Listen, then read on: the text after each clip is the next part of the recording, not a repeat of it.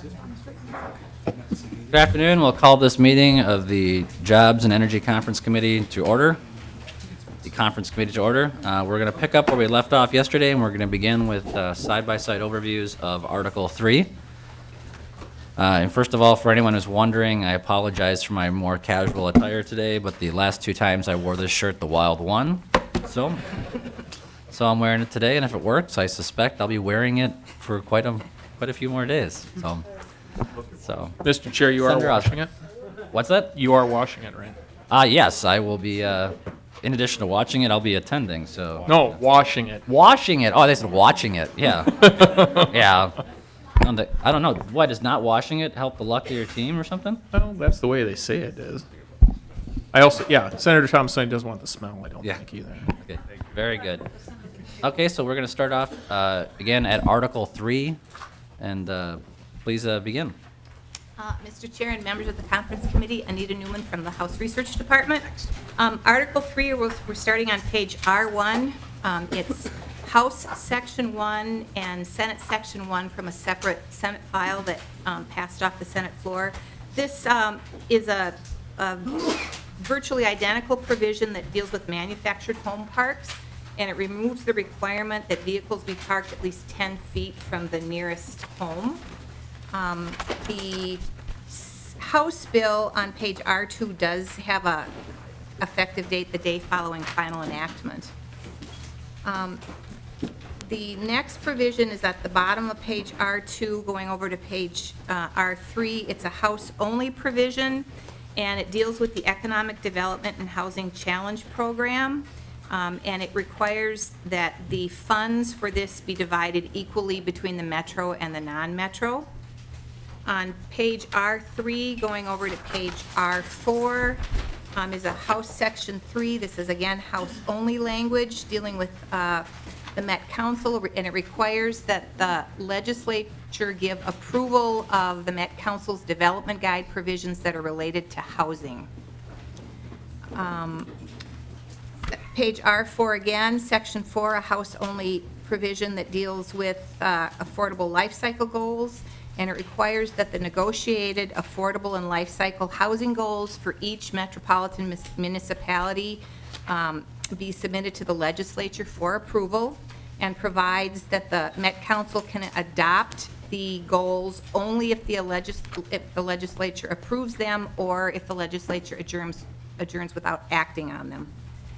On page R5, House Section 6 authorizes the legislature to act on the Met Council's affordable life cycle housing opportunities amounts.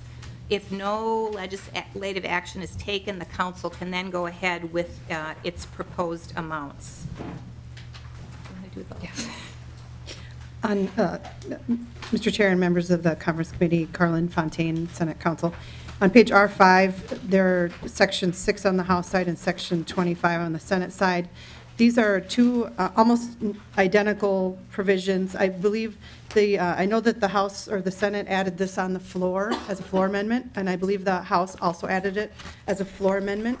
And this would allow the County Board of Olmsted County to serve as the Housing and Redevelopment Authority. And the only difference is that the House refers to it as an HRA, and the Senate just spells that out as a Housing and Redevelopment Authority. Are there any questions on Article 3? So now let's continue to Article 4.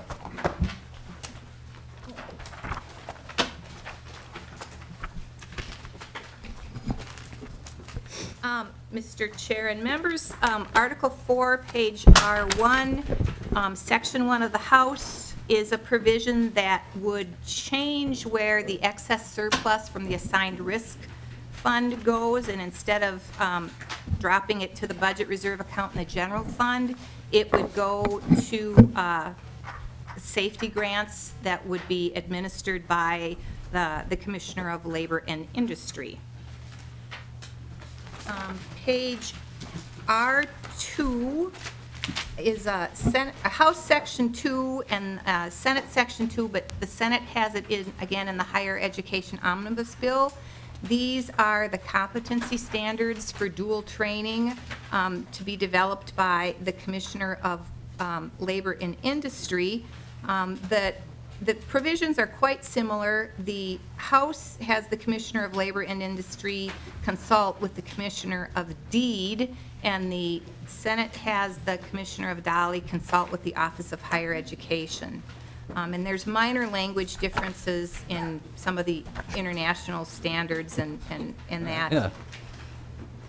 And Go ahead, sorry. Mr. Chair and members, that Senate also, they added some language on line 48.25 on the Senate side regarding what the duties of the commissioner, that they should include awareness of disenfranchised communities in the metropolitan area.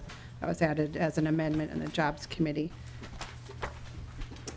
Page R3, House Section 3, and over to page R4 and R5 is the language that provides for a minimum wage for tipped employees. On page R4 at the top, this provision also strikes the language dealing with a separate minimum wage for some summer work travel exchange visitor program workers that are under the J visa. The minimum wage language is at the bottom of page R4, beginning at line 73.1 and running over into R5 through line 73.20, where it defines what a tipped employee is, and that's a person that regularly receives more than $30 a month in gratuities. And then there is language on line 73.16 to 73.20 that provides that if the Minnesota Department of Human Rights makes 3 or more probable cause determinations of sexual harassment regarding a single employer, then the dual wage doesn't apply to that employer. The next provision is on page R6, House Section 4, and this requires that gratuities that are paid via a credit card or some other debit card the full amount of the gratuity is payable to the employee. House Section 5 provides for a statewide minimum wage. It prohibits a local government minimum wage that is different from the state wage. Page R7, Section 6 is a uniformity of private employer benefit mandates.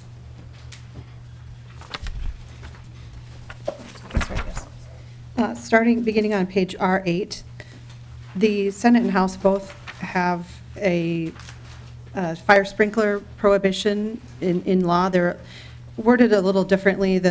I think the mandatory fire sprinkler language on the Senate side is what has been carried in the past, and it may have been a little more refined on the House side. Then moving on page R8, and for a little ways in the bill are some governor's items that came from the governor's bill and the Dolly recommendations. These first few provisions would put on hold for a couple of years some of the license increases and changes the license fees within Dolly for the various licenses they have there. So that's continue on page 8 and 9.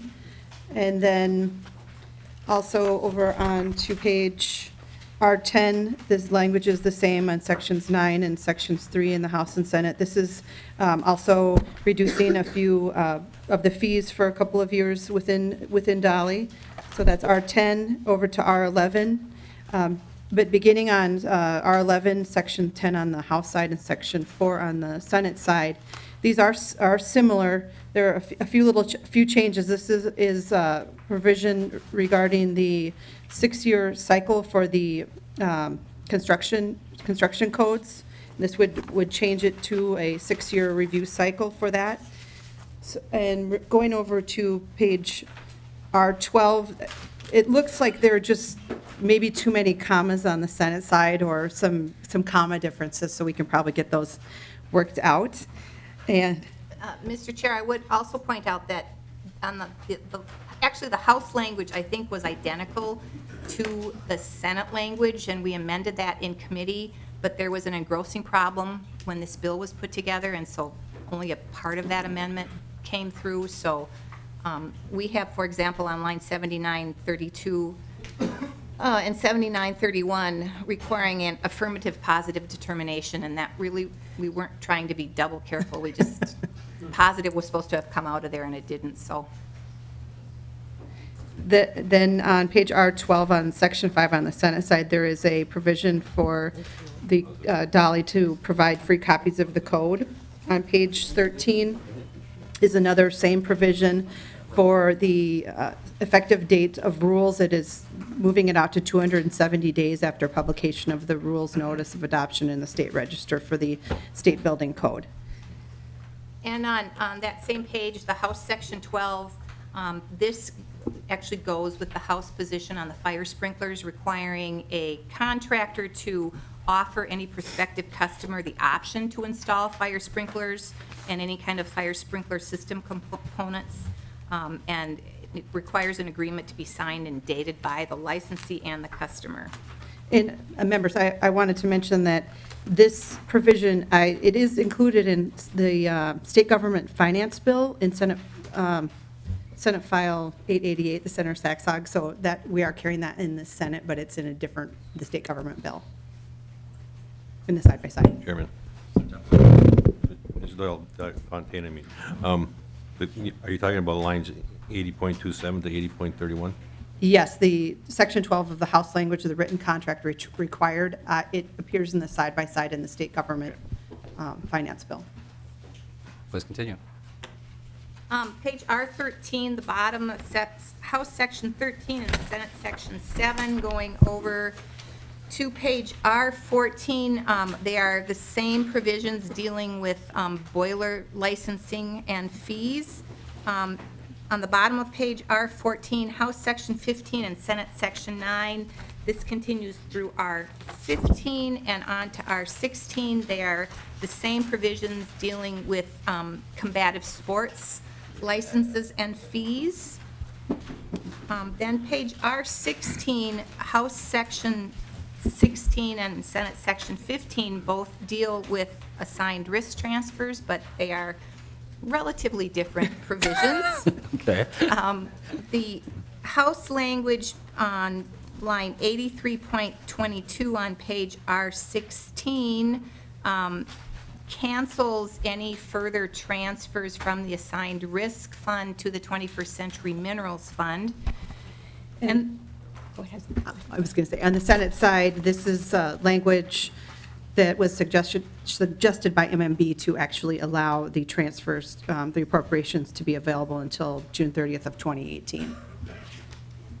And then on page R17, the House language on lines 84.7 to 84.15 strikes the current law language that would continue to transfer assigned risk money for workers' compensation reform. It was the DRG, the diagnostic related group issue that was enacted last year.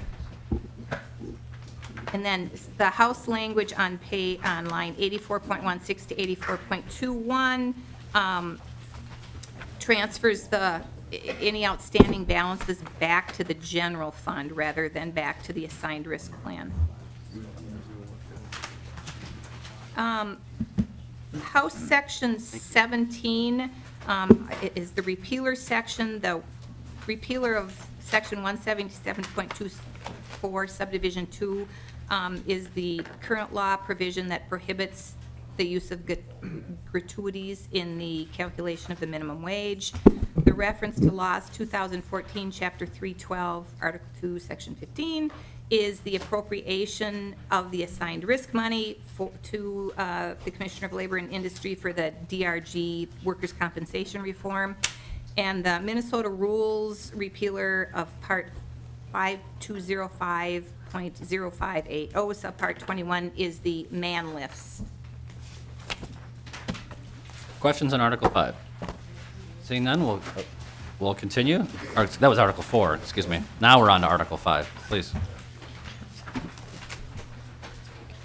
Mr. Chair, members of the conference committee, on page R1, there are two provisions that were included in the Department of Commerce's budget bill, and these are provisions relating to the Guaranteed Energy Savings Program. and they would allow them to fix some fees and to create a special account for the Guaranteed Energy Savings Platform account.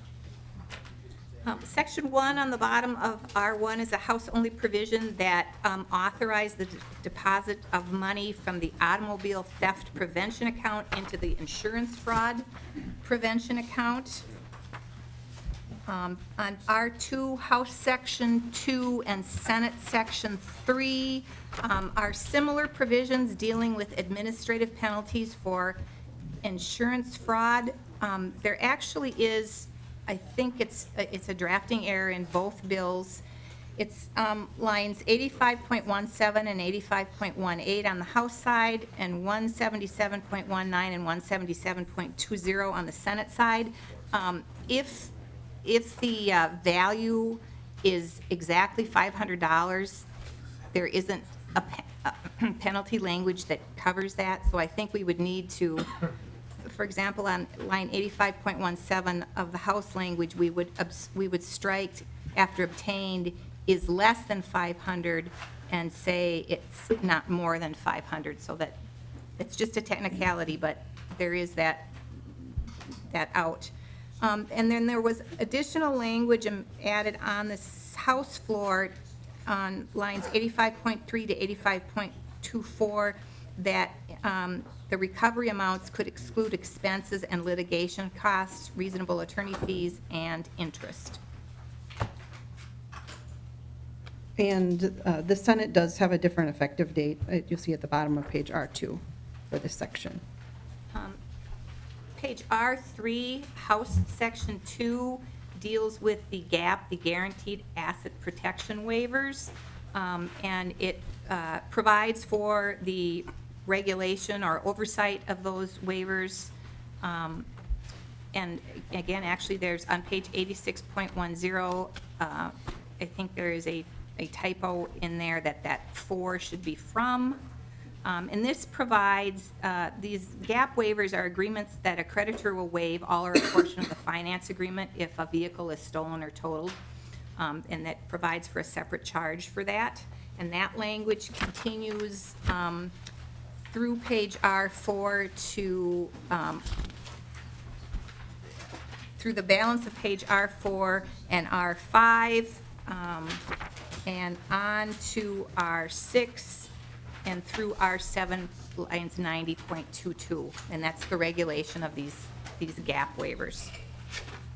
On page R7, we have a couple of sections that are Senate only. Section 4, this, the new language on lines 177 to 170, 178.7 to 178.9 would exclude salaries from being included in these expenses.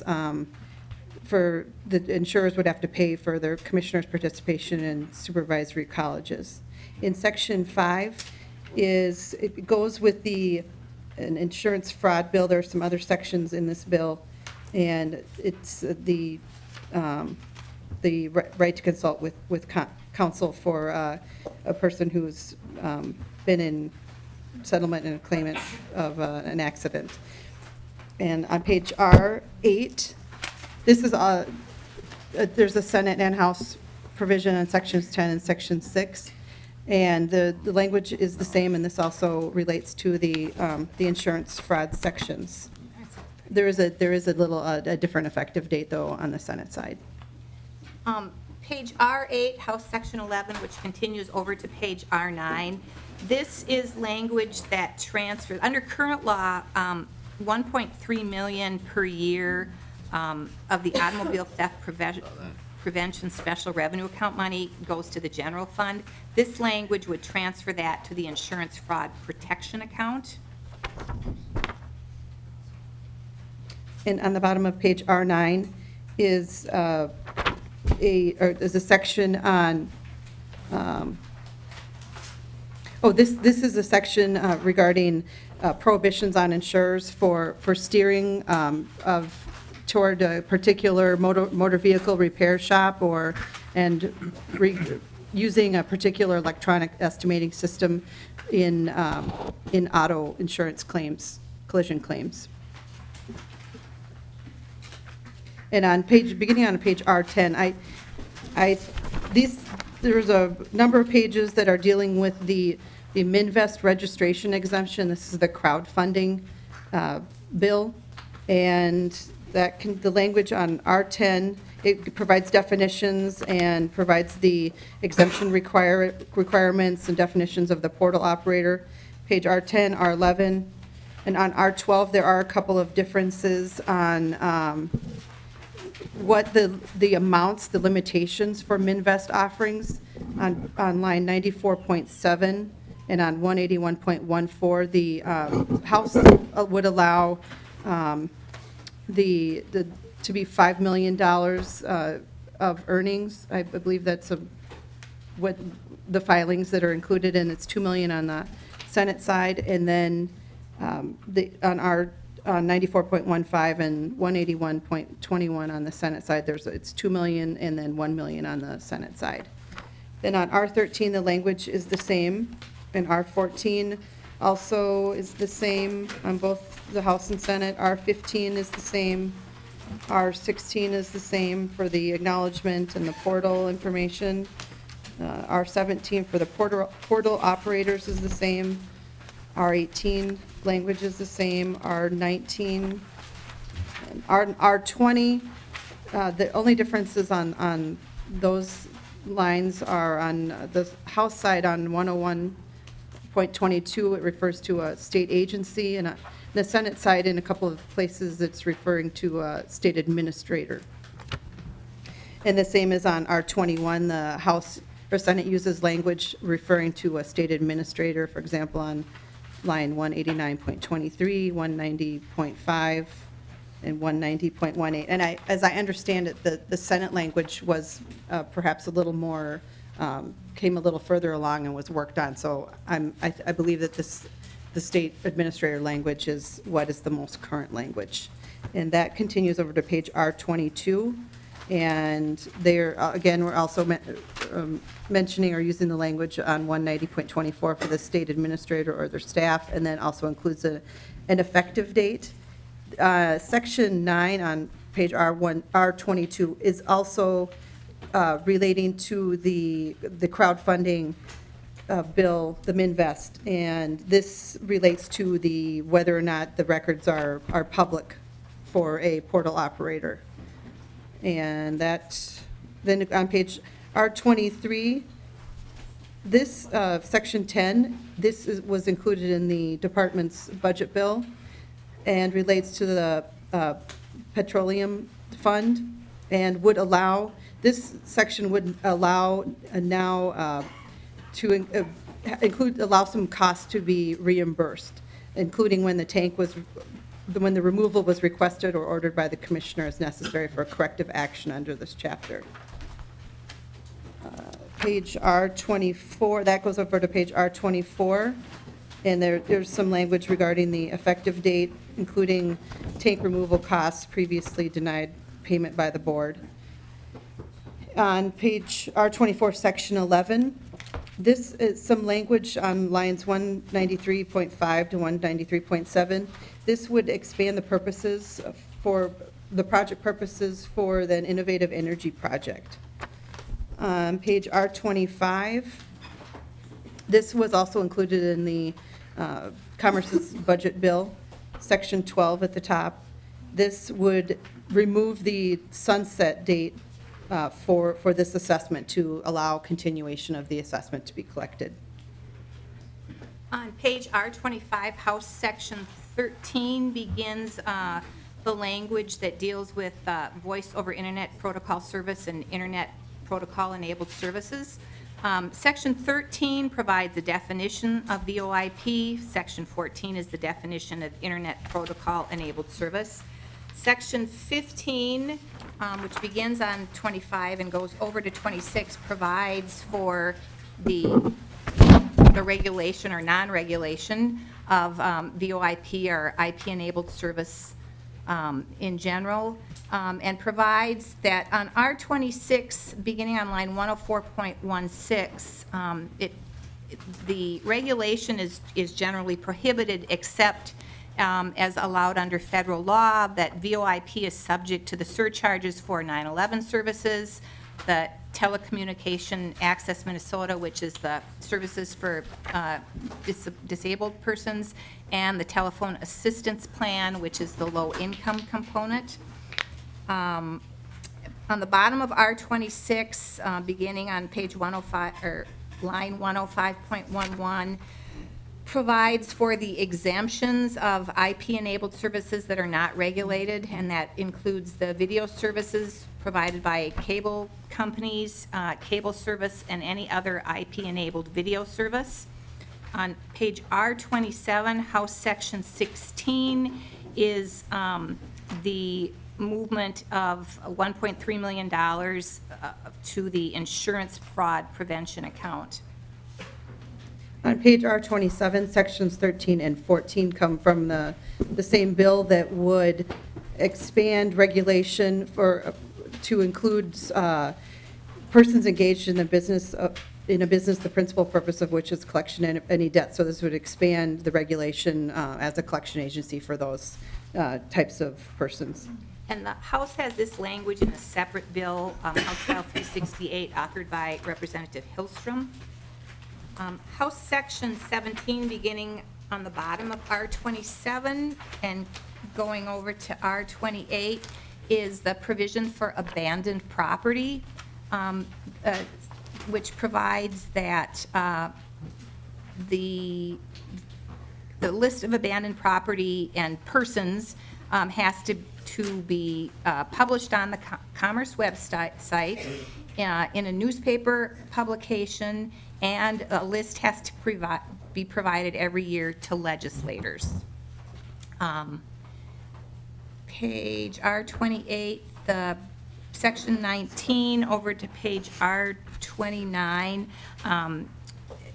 is dealing with accident victim solicitation, and it prohibits anyone who contacts an individual cannot provide false or deceptive or misleading information, can't directly or indirectly offer any inducement to use a professional or commercial service, and provides for the disclosure by a licensed attorney that legal representation may be undertaken on a contingency basis, does not constitute an inducement.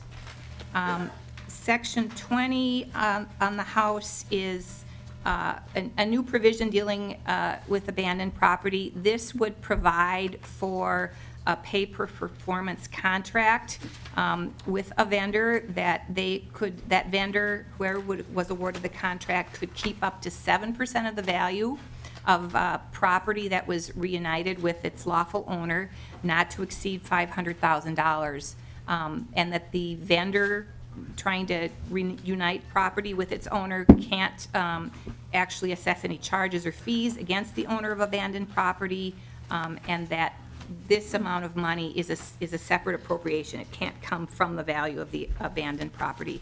Section 21 requires a report on unclaimed property, and House Section 22 is the repealer of the bullion coin dealer program. Beginning on the bottom of page R29, where we have a number of Senate-only provisions. The first section, Section 16, deals with a public utility solar project at Camp Ripley. On the bottom of page R30, Section 17 is the pre-purchasing propane, the report. This is this language, or Mr. Mueller mentioned that the cost for this report is contained in our bill, but there's some language that's also contained in the Senate energy bill as well. On page R31, Section 18 would establish a task force on no-fault auto insurance issues, and this was I think was added in the Finance Division. On page R32 at the bottom of the page on Section 19 is a section on the EITE rates, and this language is carried a few places as well in the Senate, and was some language similar but different than this was just passed off the Senate floor today. So it is included here as well as in that bill that just passed today. That language continues on page R33 and R34, and that concludes the commerce section. Any questions on Article 5? Seeing none, we'll keep going to Article 6. Mr. Chair and members, the bulk of Article 6 is the same, and it's the recommendations of the Unemployment Insurance Advisory Council, and we can go through these section by section if you want, or else we can just No. highlight the differences. No. Ms. Newman, that's not necessary. There are a couple of significant changes, however, or differences, however, Mr. Chair. On page R2, House Section 5 provides, it's the unemployment insurance tax reduction, which is based on the average high cost multiplier. So that's one change, or one difference. And the second difference is on page R7, and this is these are very similar provisions. This is for the trailing spouse provision, but the House has additional language beginning on line 114.16 on page R7 that says when making the determination of total wages and compensation, it has to include consideration of whether that is equal to or better than the applicant's employment, and differences in the cost of living have to be considered there. And this provision, or this sentence, was discussed in the UI Advisory Council meeting that happened this spring, so it was something that everyone was made aware of. And then, Mr. Chair and members, on page R11, House Section 17 is a House-only provision that reduces the unemployment taxes by $200 million in addition to any reduction that is contained with the average cost multiplier language. And there also is, we were informed, two provisions that the UI Advisory Council had recommended that didn't make it into either bill, and they came in late. So that's something that conference committee members can consider adding on. Do we have that language? Has that been shared with the chairs yet? don't get it. Mr. Chair, I think it was actually in the separate bills. It was included in the UI Advisory Council had a separate bill, but somehow it didn't make it into the governor's budget bill that this was included in, so we weren't necessarily tracking both bills and thought it was in there, so we do have the language. Ms. Newman, can you just email me that language today? So, thanks. And obviously, Senator Tomassoni as well.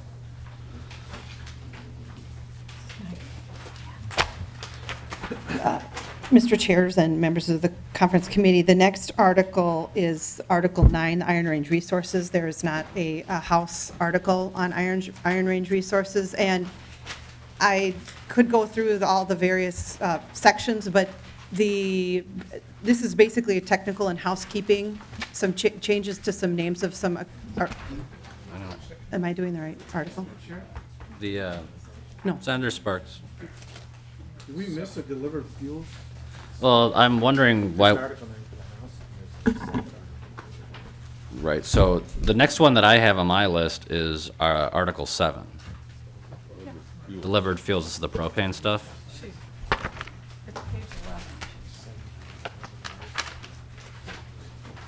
Well, Mr. Chairs, we could do this one, and then if you wanted to do all the energy articles at once, we could do that.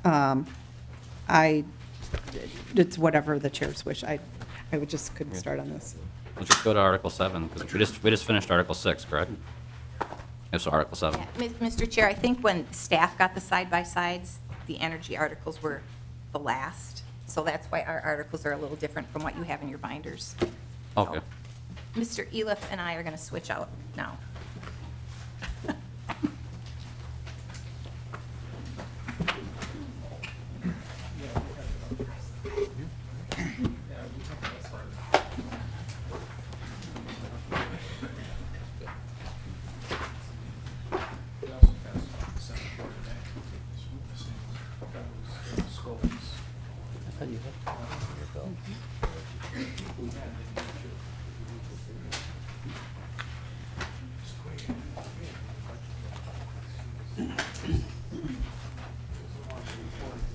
Mr. Eloff, please introduce yourself for the tape. Mr. Chair and members, Bob Eliff with the House Research Department. Turning to Article 7, delivered fuels, it contains 4 definitions that are propane-related. It's sections 1 through 3 and section 5. On section 4 on page R1, the last line on that page, 119.20, excludes propane storage facilities from the definition of large energy facility, and that has the consequence of excluding propane storage facilities from the requirement to obtain a certificate of need from the Public Utilities Commission before those facilities are constructed. And on page R2, section 6 is the pre-purchasing propane report. It's the same language that Ms. Fontaine just spoke about that was in the Senate language, I think 2 sections ago. Mr. Chair, this Mayor is Osnick. just, we just passed this off the Senate File 1735 today. Senator Skoye had amendment on that, and that did pass the floor. Wasn't Senator Skoye's his was the natural gas provision? This is the propane stuff. I think that those are 2 different Yes, no, provisions. Just F? Sorry. excuse me, Mr. Chair and Senator Osmic, the Senator Skoye amendment was the natural gas extensions language. Oh, that's right. This was actually taken out of this was Senator Coonan's bill, and this was taken out because it was, had a fiscal impact, and so the other propane sections went separately in the policy. So this is not I stand included. corrected. Please continue to, any questions on Article 7? Article 8. Article 8 on energy conservation. The first 4 sections of this article add sunset provisions as of the end of next year, December 31st of 2016. The major provision is on page R3 in section 4. That expiration pertains to the expiration for the Conservation Improvement Program that is run by the Department of Commerce. Back on R1, Section 1 also has the same expiration date for a section that allows cost recovery under that Conservation Improvement Program. And Section 2 also repeals a cost recovery provision regarding an incentive plan that pertains to the Conservation Improvement Program. And finally, Section 3 is an energy-saving policy goal, 1.5% a year, that is also tied to the sunset on the Energy Conservation Improvement Program. Section 5 creates new rebate programs for energy storage, solar thermal facilities, wind facilities, and also geothermal heat pump program. And those rebates are paid out of the Energy Fund account, which was discussed yesterday, and I'll get to later today. Moving to Section 7 on page R5, this establishes an advisory task force to examine different ways that conservation programs can be delivered by the state of Minnesota. And that report is due to the legislature at the beginning of next year, February 1st, 2016.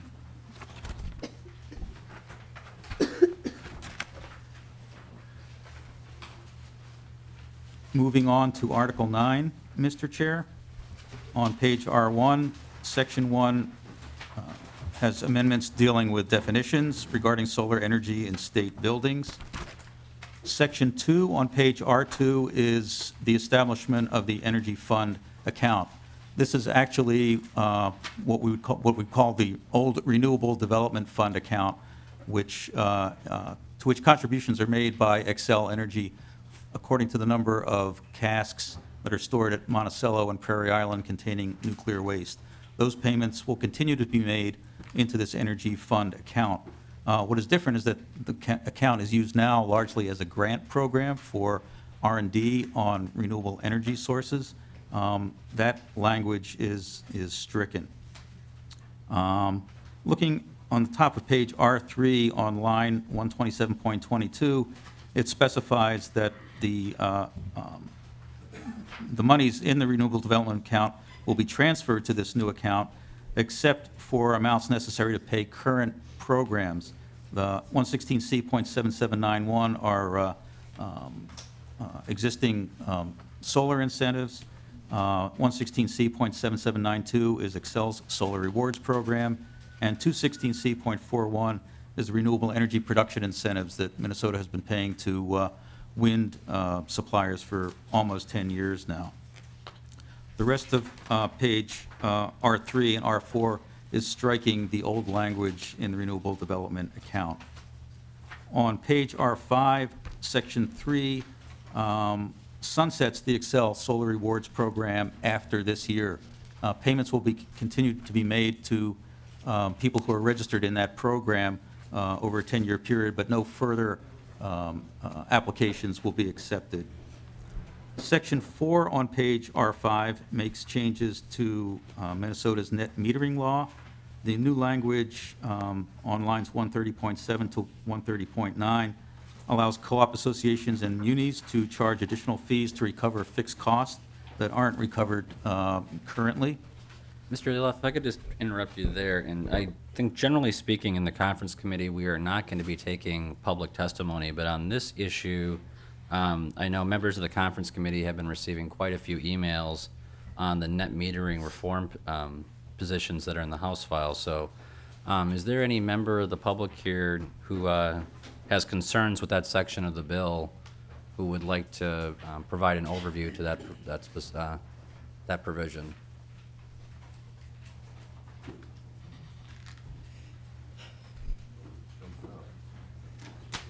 Yes. Come on down, sir. You guys can just take a break for a couple of minutes, so.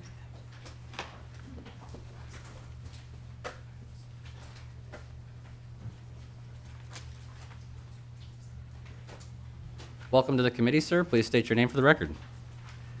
Thank you, Mr. Chair, members of the conference committee. My name is Lynn Hinkle. I'm Policy Director for the Minnesota Solar Energy Industry Association. Our members have expressed concern about provisions that would provide a extra fee to co-op and muni customers. We think there's an opportunity to discuss this with other stakeholders to determine if there's a mechanism for determining penetration. I have to say, right from the beginning, METSIA has been in dialogue with the co-ops and munis for years concerning net metering and their concerns about the ability to capture fixed cost, and this appears to be, one expression, one way that the co-ops and munis are trying to resolve this issue. We believe that there's an opportunity over the course of the next few days to meet with those stakeholders and discuss some alternative language that would be suitable for them. In particular, the idea that I just put forward about some triggering mechanism, penetration levels, to determine when and if certain fees would be available. We think there's a minimum fee approach that was discussed in the Senate this afternoon that has some merit.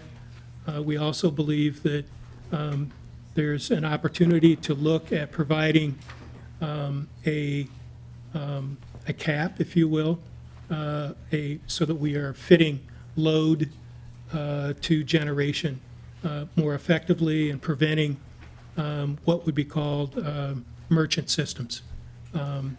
In the co-op and muni universe, that would be language that's very similar to language provisions for what's called 120% cap, matching generation to load in other solar provisions in the current law.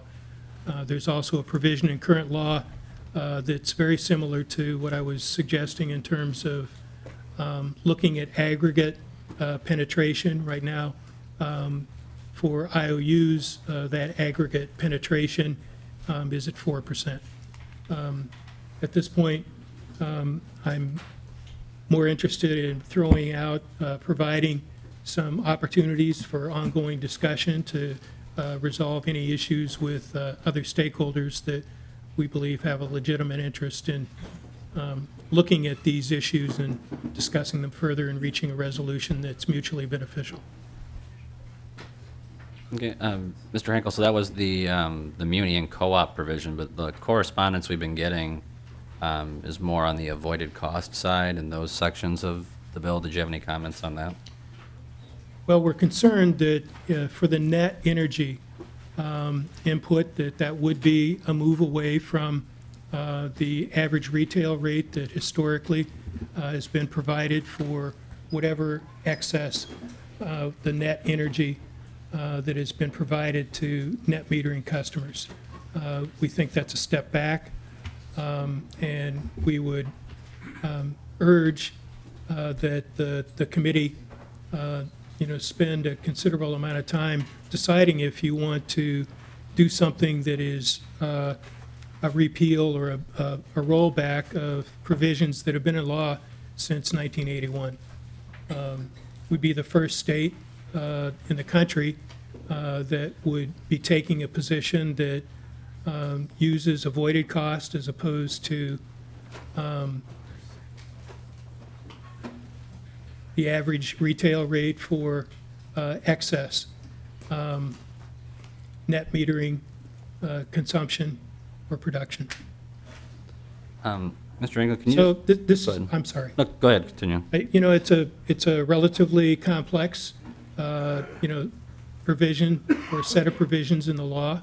We think that this deserves some more time over the next few days as the conference committee looks at these issues, and we're happy to continue to be a part of that discussion and generate some possible solutions going forward. We realize that this is aimed at net energy input into the system, and that may not seem like a significant issue, but it is a significant issue to many of our ratepayers, many of our folks who are doing net metering. At the very least, it signals a significant shift away from how compensation has been developed in the past to a new way of computing that would use avoided cost. Avoided cost is roughly 2 to 3 cents. If you use the calculations using the standards that are in the provisions in the law right now, and when you compare that to residential rates of 11.5, some commercial rates are at the demand charge rate are in the range of 9.5. So you do the math, you can see that there's a fairly significant difference in what would be compensated to net metered customers for their net excess. So in other words, if you're getting two to 3 pennies, which is avoided cost versus 11.7 or 11.5 cents, you don't have to be a mathematician to understand that that's a pretty significant difference. Now, we also realize that there's some other provisions in this bill, and perhaps we don't want to talk about those at this point with a new incentive. And, I don't want to cover, I don't believe it's appropriate, nor, perhaps do you want to cover all of the provisions in this section, but that also adds some complications in, how we talk about this. I think it was a really interesting way to formulate the bill, and give the chair credit for, trying to think out some ways to make net metering going forward work. We're concerned that stripping out the ability to use retail net metering is not the way to begin that process. But certainly we think there's some opportunities for us to dialogue with our friends in co-ops and munis about how to resolve their concerns about capturing fixed cost.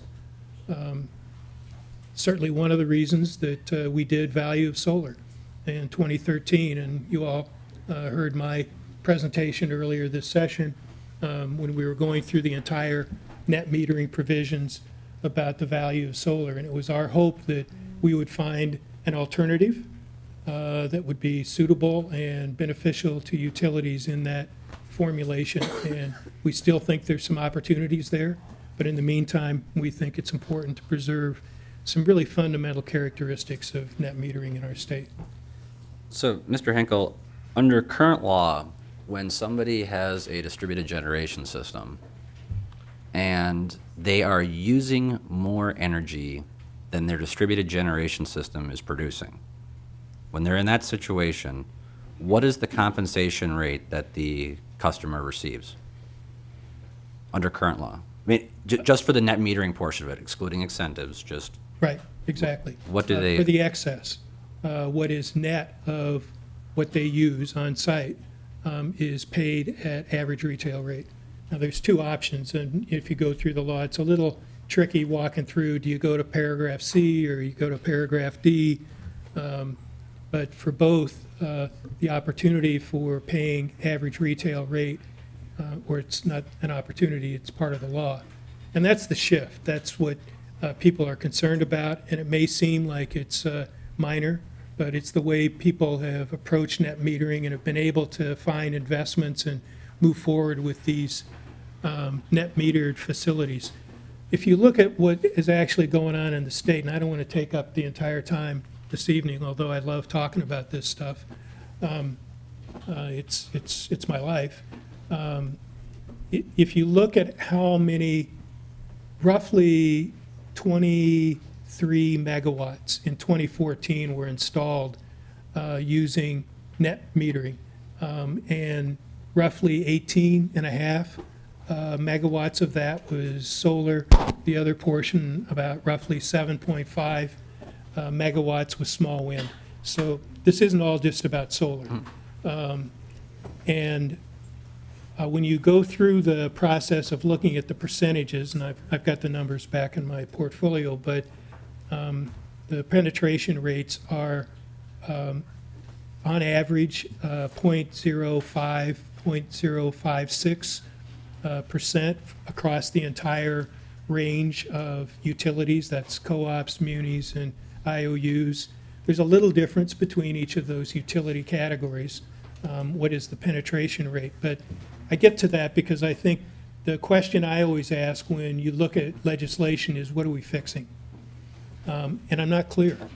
In this case, what the crisis is, what is the penetration level that is driving this level of scrutiny on a process that, quite frankly, is, I guess, marginally at this point being used. I guess that depends on what you think is marginal, but by comparison to, other energy sources, the amount of megawatts that are being put online as a result of net metering at this point. So let me take it just a step back here, because I want Okay. to break up the individual transactions here. So in a situation where a person's distributed generation system is producing less generation than they are using, so we got everything's running, system, based on time of day or it's not windy, under current law, what is that person compensated at with regards to their net metering? Explain what's happening to the meter and how that person is being compensated. That's a really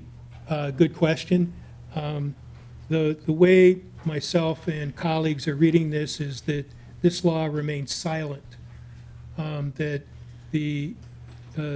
what people would be paid for that amount of load that's not in excess would be at average retail rate, So- or at the applicable, and the language is kind of confusing because it goes back and forth whether it's applicable retail rate or average, but either of those come essentially to the same place. There is a definition in here that explains what average retail rate is. There isn't necessarily a definition for applicable. So in that situation where when a person is using more energy than they are creating on site, Right. they are paid at the same rate under current law and under this provision, is that correct? That's correct. Okay, and in a situation where a person is generating more electricity than they are using, and they're using the grid to store that electricity, and then they end up using that electricity later on, am I correct in saying that they are compensated the same way under current law That's as they are under this provision?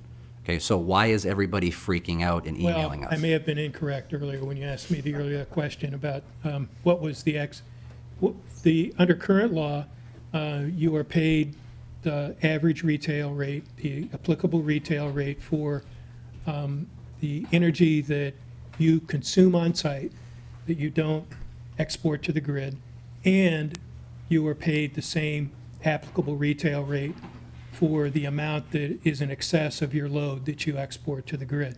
Under these provisions, that would change. You would continue to be paid the average retail rate for the amount that you use on site, but for the amount that is in excess of your load that you export to the grid, you would be paid avoided cost. So if you export that load to the grid and then you use it later on that night, what are you compensated at under current law and under this proposal? I'm not understanding So- your question, to be honest, so. We have a situation where a distributed generation system is producing more energy than this person is using. So they export that out to the grid. Then later on that night, when the sun goes down and people turn their TV on and their microwave, they then pull that energy back into their system. Under current law and under this proposal, what are they being compensated at? That's unclear. Well, I can You know- clear it up for you. Well, I think under, one of the things that I think would be appropriate is for us to say that the net is calculated on a yearly basis. Other provisions in the solar law do that. I think it would be appropriate for us to look at how to calculate the net, because right now that is not clear. It's been assumed that it would follow year to year, year over year, but I believe that adding that language in provisions in this, in House File 843, would help clarify that. I think it would also be appropriate to, like I said, discuss what is load, so that there's a definition for that. It's spelled out in other statutes, and the solar law is 120% of your load. And the reason it's 120% is so somebody like yourself gets an electric vehicle, your load increases. You don't want to penalize people that do those kinds of things or make modest increases in their small business, that type of thing, so that there's some flexibility in increasing your load, but not much. Okay, so just to be clear here, for members of the committee to understand, all the emails that you've been getting about net metering, when a person is generating less electricity than they're using, there is no change under this proposal versus current law. In addition, when a person takes that energy and they store it on the grid and they use it later in the month, there is no change under this proposal. And the only difference is that when a person is generating more electricity on an annual basis than they are using at their house, in other words, they are an energy producer, we are saying that they are going to be compensated in a different fashion. That third difference is the one difference for why you are getting all the emails you are receiving. And I just think it's important that members of the committee understand that perhaps the bark is not quite as big as the bite when it comes to this issue. Mr. Chair? Yes, Mr. Eliff. I just might add that that's only for new systems that are put in place after the effective date of this act. That is correct. So all those emails, just people know. So, Mr., do you have any closing comments before we move on? No, I appreciate your taking the time and giving me an opportunity to talk about the details of this, and I think it's appropriate for people to understand, accurately what is being discussed and what is being proposed. I do think that it represents, in the view of many people, a significant change away from compensation for net metered systems. It's a system that's worked well, like I said, for 30 years. And we think there are other ways, to work out how to deal with merchant systems and to establish a clear load to generation fit than setting up the changes that are being proposed in this legislation. Thank you, Mr. Eckel. Mr. Eloff, if you want to continue with where you were at, I believe you were on, was there any, do we have other people who wish to testify? Sure, come on down. Thank you, Mr. Chair.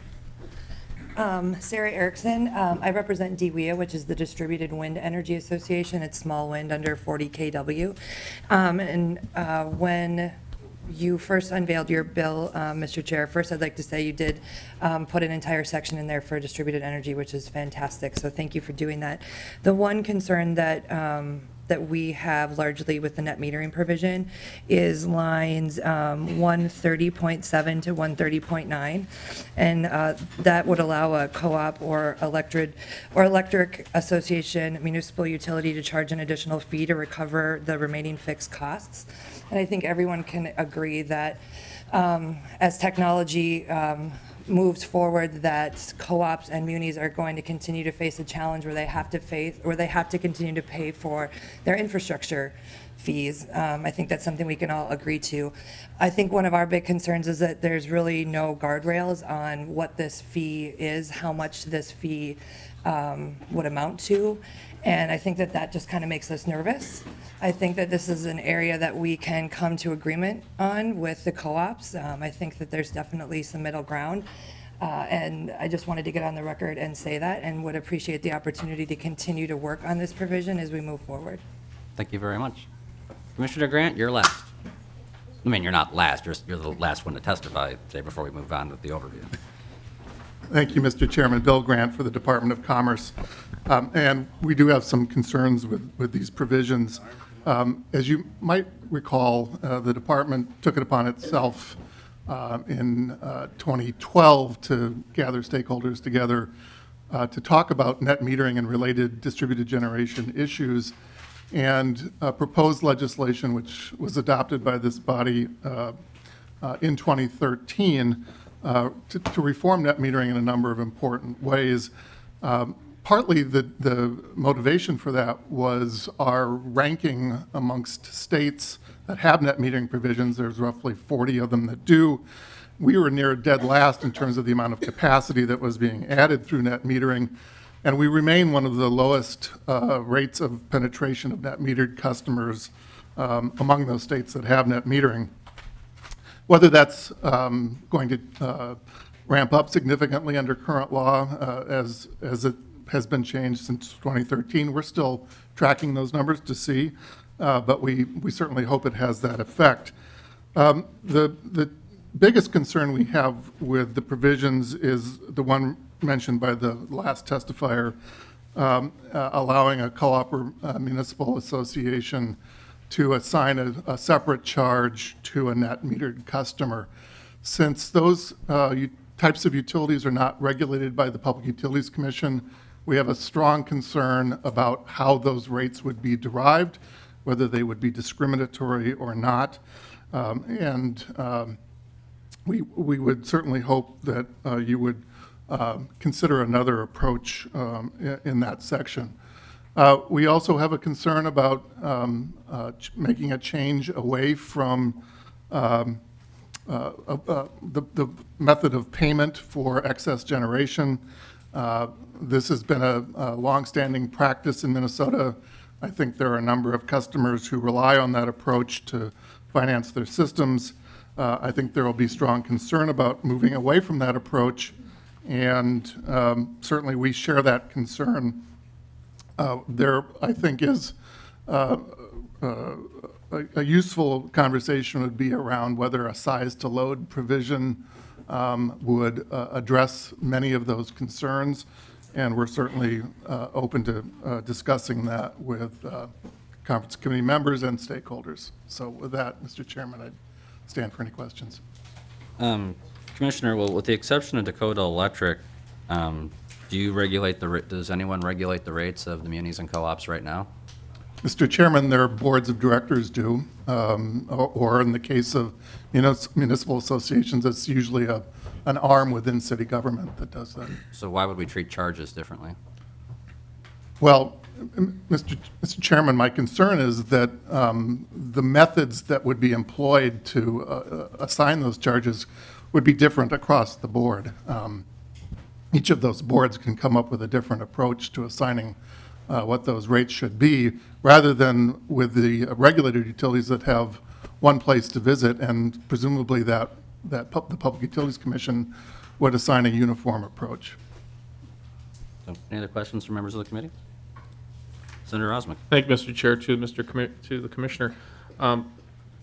your concern over the fixed costs, are you trying to say that the munis or the agencies that would be able to use this to recoup their costs would charge over the fixed costs that they're trying to recoup? Is that what your concern is? Mr. Chairman and Senator Osmic, I'm concerned about what methodology they would be using to assign those fixed costs back to DG customers. Yes. So, Senator Mr. Osmic. Chair, but they would be obviously calculating this so that they would only get their fixed costs so that they wouldn't gouge. I mean, you're not implying that they would find some way to gouge customers beyond their fixed costs, are you? Mr. Chairman and Senator Osmic, I'm not trying to imply anything. I'm suggesting that we have 170 some odd co-op and municipal utilities in this state, and that's a lot of different ways that this could end up being done. Thank you. Any other questions from members of the committee? Thank you, Commissioner. Thank Appreciate you. your testimony. Mr. Eloff, back to where we were at. Yes, Mr. Chair. On the bottom of page R6, section 5, continuing onto page R7,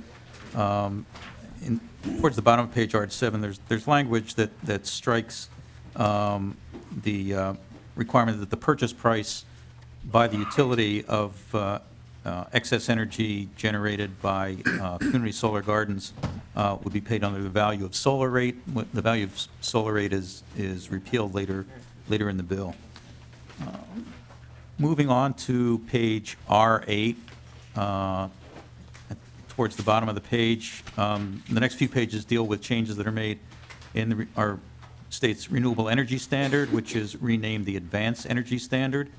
The first change I'd like to draw your attention to is at the bottom of page R8, lines 133, 14, and 15, delete hydrogen as an eligible energy technology and include hydroelectric with a capacity of 100 megawatts or greater that is first placed into service at the beginning of this year and moving forward. Currently, the hydroelectric plants with that kind of capacity are not counted as part of the RES. Also, on page R9, lines 133.24 and 25 adds the storage of electricity as also a new eligible energy technology that can be counted towards the Advanced Energy Standard. On page R9, the striking of subdivision 2 is language that referred to the eligible energy objectives, which were voluntary objectives before the energy standard came in, so that's just getting rid of some old language. On page R10, towards the bottom, language is stricken that pertain to Xcel Energy, exactly what percentages of solar versus wind were required for it to meet its advanced energy standard. But striking that language, it gives the utility more flexibility in meeting that standard. At the bottom of page R11 is a provision that was in a bill from Representative Newberger, which says that if a utility reports that it's complying with the advanced energy standard, caused it to raise its rates 2% or more annually, that the Public Utilities Commission shall delay by 3 years the achievement of its next advanced energy standard.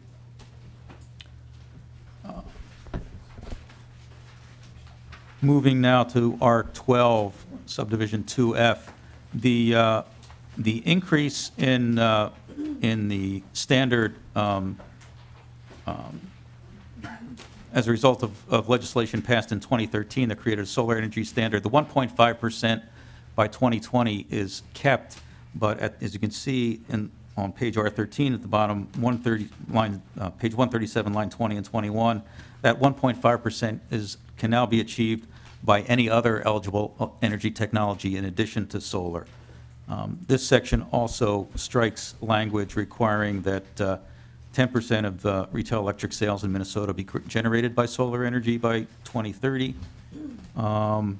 Eloff, on that provision right there, the eligible energy technology, can you just point out to members of the committee where they can find out the list of eligible energy technologies? Yes, Mr. Chair. The eligible energy technologies are listed on page R8 on lines 133.10, now extending to page R9, 133.25.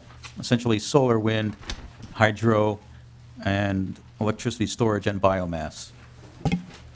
Thank you.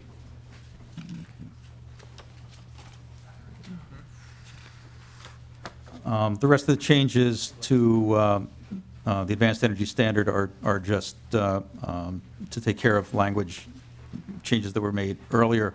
I'm moving now to page R16. At the top is striking language referring to CBED, the community-based energy development, which is repealed later in the bill. Section 7 on page R16 includes a new definition of repowering with respect to wind generation in terms of replacing aging turbines.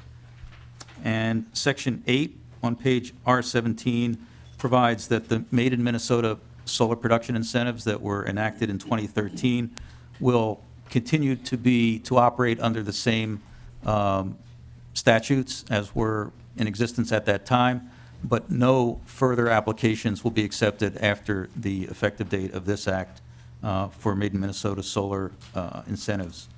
On page R18 in Section 9 is a new program that's funded from the Energy Fund account to provide solar incentives to facilities with a capacity no greater than 10 kilowatts.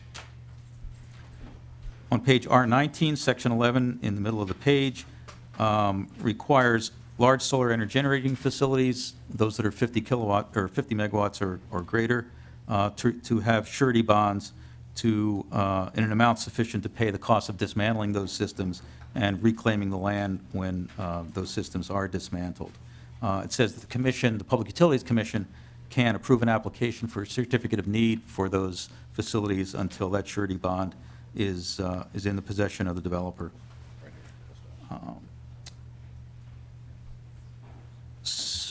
Section 12 at the bottom of page 19 is from a bill from Representative Swedzinski, House File 1745, that pertains to the siting of large solar generating facilities.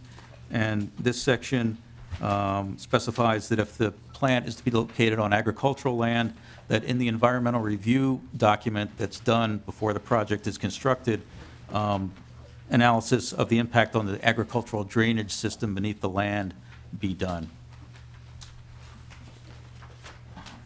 On page R20, paragraph D, on page 144, lines 10 through 16, also specifies that if it's a solar energy generating system, the environmental impact statement also include an analysis of how that reflected solar irradiance affects specific points, nearby airports, air traffic, highways, and residences.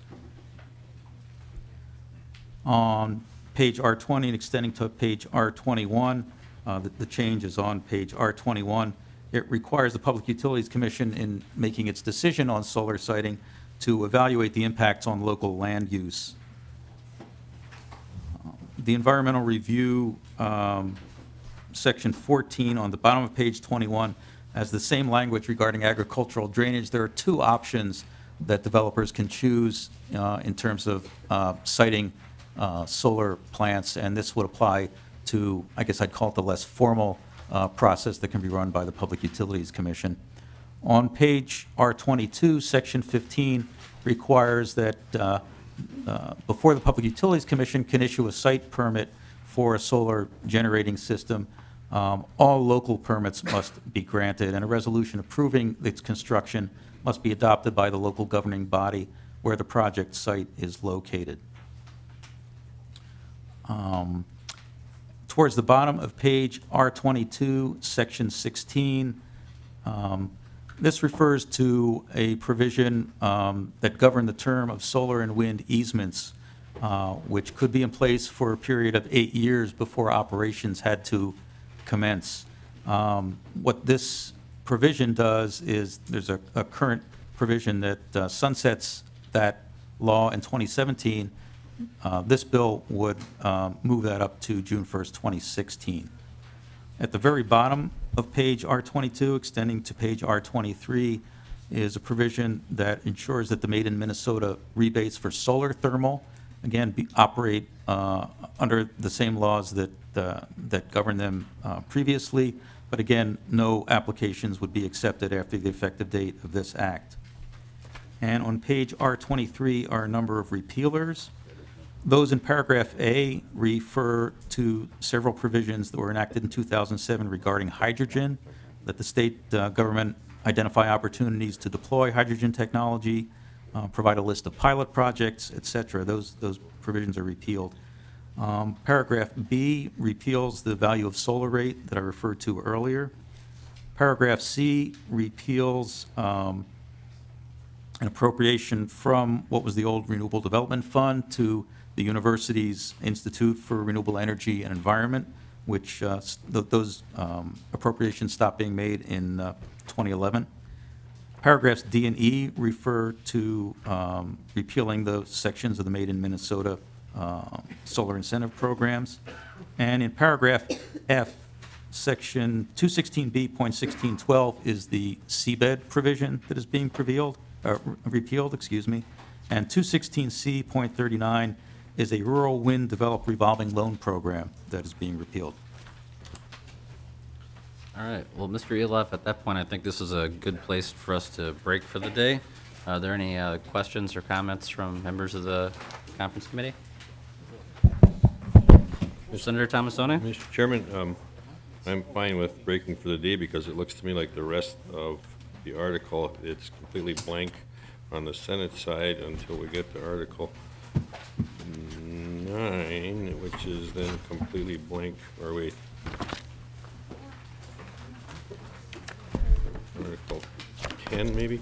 No, Article 9, it's completely blank on the House side, and then Article 10 is completely blank on the House side also. So there's not a lot for us to talk about in the next two articles, the next 4 articles. So this might be an appropriate place to break. All right, any Want other to finish questions? them up and get them done with it?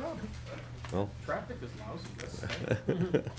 lousy. Okay, we can finish up. I'm in an agreeable chair, you know me, but Mr. Eloff, you want to? Huh?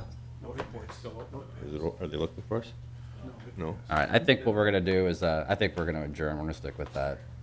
But I'm sure that the Senate's still in session. You guys get to avoid traffic. And Any other questions from anyone? So Senator Tomassoni, I assume we'll just, So tomorrow, I don't have any plans right now, so just watch your emails, because if we decide to convene the conference committee again, we'll send out a half-hour or hour advisory so everybody can get here on time. So at this point in time, we'll talk and figure it out, okay? sounds good. And was the temperature better in the room today? Yeah, in fact, I think that's a big reason why yesterday was boring and today wasn't quite as boring. All right, thank you testifiers, thank you witnesses. With that, we are adjourned.